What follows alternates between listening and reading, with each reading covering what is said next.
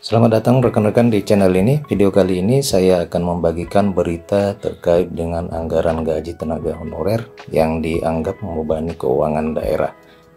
Berkaitan dengan hal itu, silakan ditonton secara lengkap videonya agar rekan-rekan sekalian bisa menerima informasi ini secara utuh dan menyeluruh.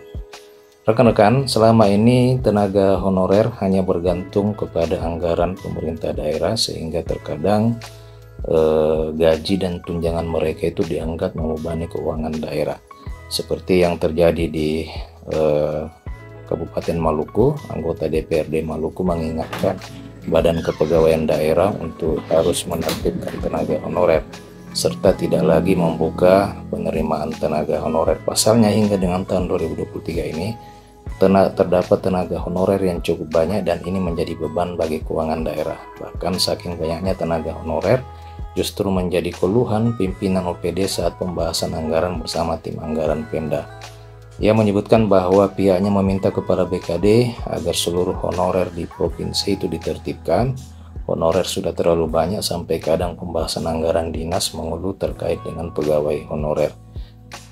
Ia pun menegaskan jika jumlah honorer terus meningkat maka tentunya menjadi kesulitan bagi pimpinan OPD sebab tidak ada lagi sumber anggaran yang untuk pembayaran gaji para tenaga honorer.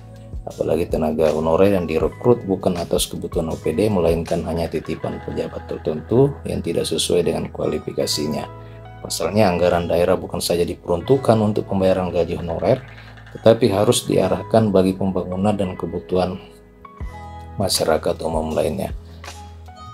Pengalaman membahas anggaran misalnya Dinas Perikanan dan PUPR selalu mengeluh terkait dengan pegawai honorer yang terus meningkat. Lagi pula kalau semakin banyak honor, maka anggaran kita hanya dikeluarkan untuk bayar orang saja sedangkan masyarakat tidak mendapat.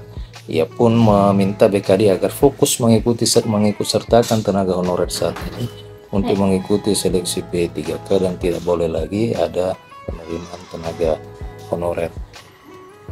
Rekan-rekan sekalian, demikian informasi terkait dengan gaji tenaga honorer ini. Bagaimana tanggapan rekan-rekan terhadap video ini? Silahkan tuliskan komentar di kolom komentar video ini.